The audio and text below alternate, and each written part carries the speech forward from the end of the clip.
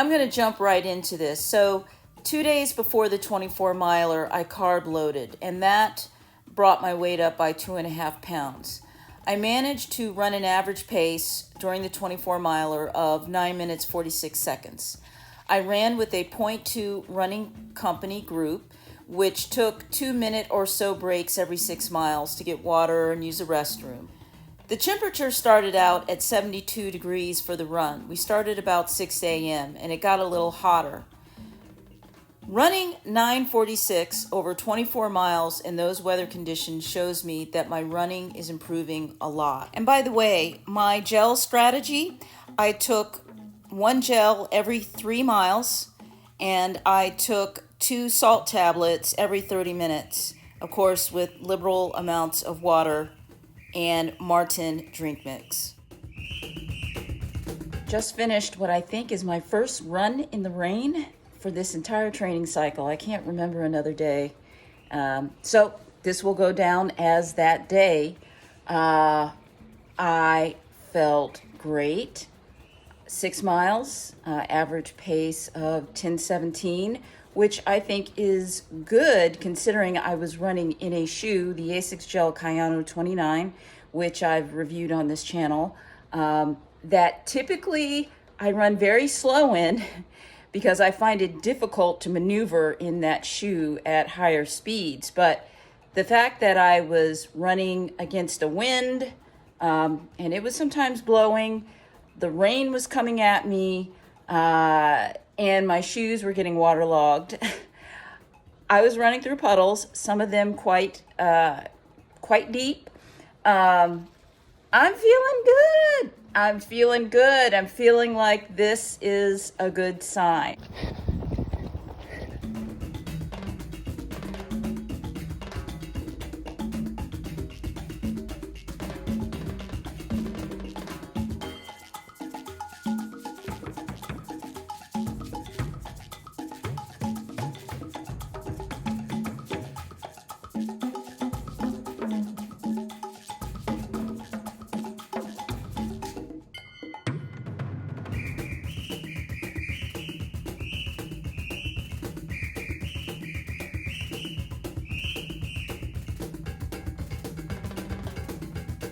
This is my test run on September 24th, 19 days out from the marathon. I've got a 20 miler and I have dressed, put on my goos and all my other gear that I will be wearing on marathon day to see how it could possibly go. My goal is to finish in around 9:40 minutes per mile. Let's see. Well, I did it. I ran 9:42 minutes per mile, nonstop, 20 miles. I was definitely hindered by 5 pounds at least of stuff. That does include my clothes and shoes. Obviously, I have to wear those. And also, it took a lot of energy to take gels out of my short pockets. That's a whole other story. A lot of energy to do that. And it really slowed me down as I was trying to finagle stuff out of the pocket and the zip on this non-branded hydration belt that I bought specifically for the marathon. So if need be, I could toss it. But I probably won't be able to do that now since I plan to carry my phone in it. So I've got a number of things to figure out. I do want to carry the phone so I can take footage for you, but at the same time, it's a hindrance.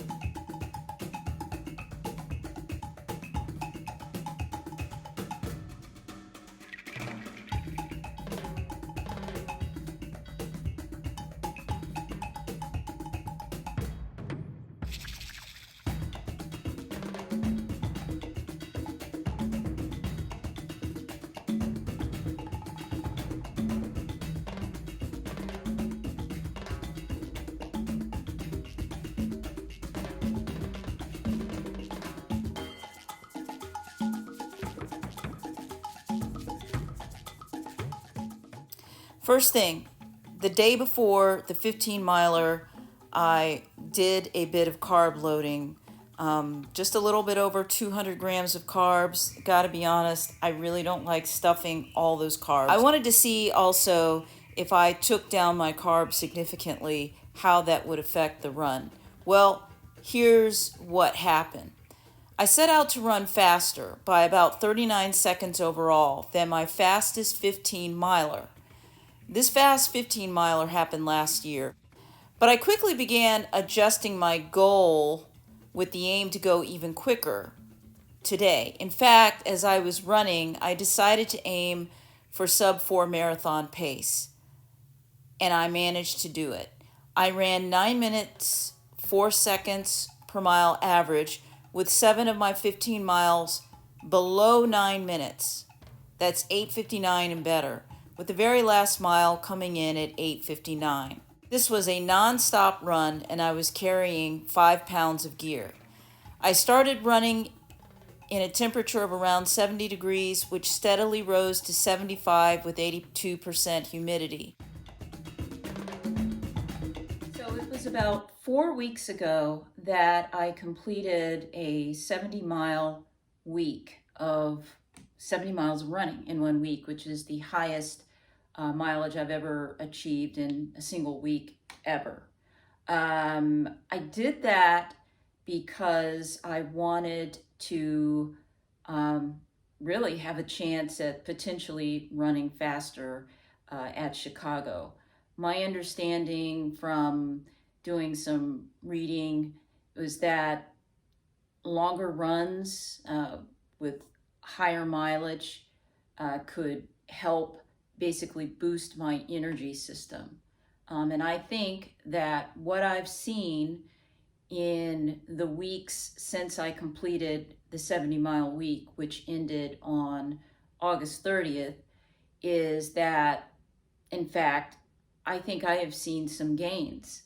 I find it interesting and encouraging that with each of my long runs, my last long runs, which I consider to be the 24-miler, the 20-miler, and the 15-miler, that I progressively became faster, even though with the last longish run, I had fewer carbs in the days leading up to the run. I don't really know what to make of that.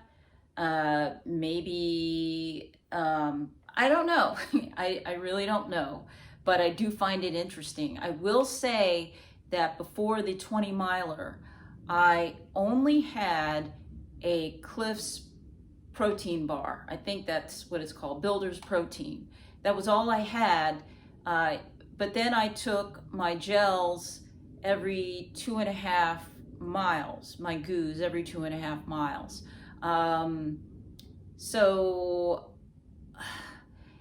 I felt energy depleted. Let me say that. I felt energy depleted even though the day before that 20-miler, I took in 450 grams or so of carbs, and the day before that, I easily consumed about 250 grams of carbs. But then 5 days later, before my last longest run, the 15-miler on September 29th, I only took in a little over 200 grams of carbs, and I wasn't even really thinking about trying to carb load the day prior to that. Yet I ran significantly faster, with 7 of my 15 miles being sub 9-minute miles. I ran 9:04 overall minutes per mile for the 15-miler versus 9 minutes 42 seconds per mile for the 20-miler.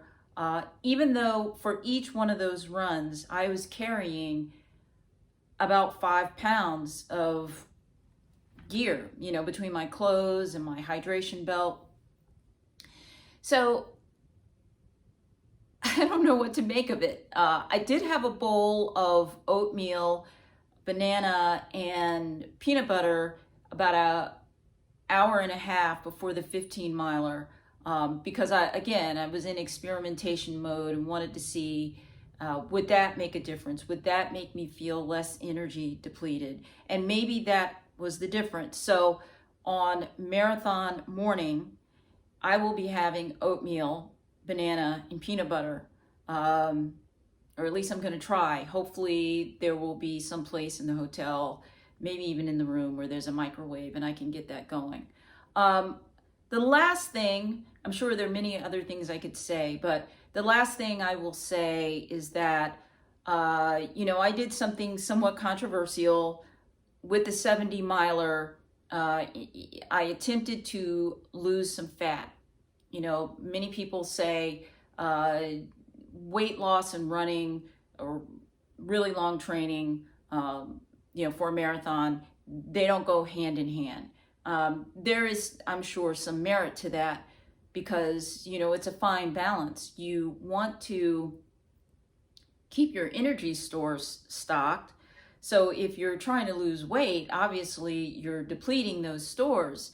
But on the other hand, in my case, I did feel like I had a little bit of fat to lose, and I believed that doing that would actually help me potentially run faster if I had less weight that I was carrying, considering the fact that I'm already going to be carrying water and goo and who knows what else, which could be weighing me down. So, it's kind of a give or take as I was considering this. And I thought, well, I was 6 weeks out. It wouldn't hurt me to try to take off some weight / fat. And I think that effort has definitely helped. I've also, without trying, keeping my calories up to what I'm supposed to be consuming every day, I have continued to drop some weight. Not a ton, but overall, between when I started the 70-mile week and as of today, I am about 5 pounds lighter than I was. And looking at my highest weight during this training cycle, I am about, and that's way before August, I'm actually about 8 pounds lighter. So I think all of that is just, being lighter on my feet, doing the experimentation. This has all helped with the effort. And I also want to add, just in terms of the number of miles I ran last year versus this year. Last year, I was including May as part of my training cycle. I don't this year, but if I'm doing kind of an apples to apples comparison between last year, maybe mid-May or so, to around the time of the marathon, I ran about 700 miles. This year, when you look at that same time frame, it's going to be a little over 800 miles. So, I somehow managed to get in, well, not somehow, I worked to raise my weekly mileage, but I ran 100 miles, a little over 100 miles more in that same time frame. And again, I think that it's helped me, but so many things can happen on marathon day. If it's a really hot day, it could be, regardless of everything, all preparations, it could be tough. So, but I'm going to strive. I think, I started this series with the question, am I going to go for a sub-4, meaning a sub-4-hour marathon? I felt during the 15-miler that I could possibly do it. I started for the first time in this entire training cycle on that last run, feeling like I have the potential to run sub-4. Again, so many factors can destroy that that effort. So I don't want to hinge my entire marathon joy on whether I achieve a sub-4. It may not be sub-4, it may be around 4, you know, but I would say that that's what I'm going for. I'm going to be happy with finishing the marathon. But ideally, I'd like to finish around 4 hours. And if I achieve a sub-4, that would be the icing on the cake.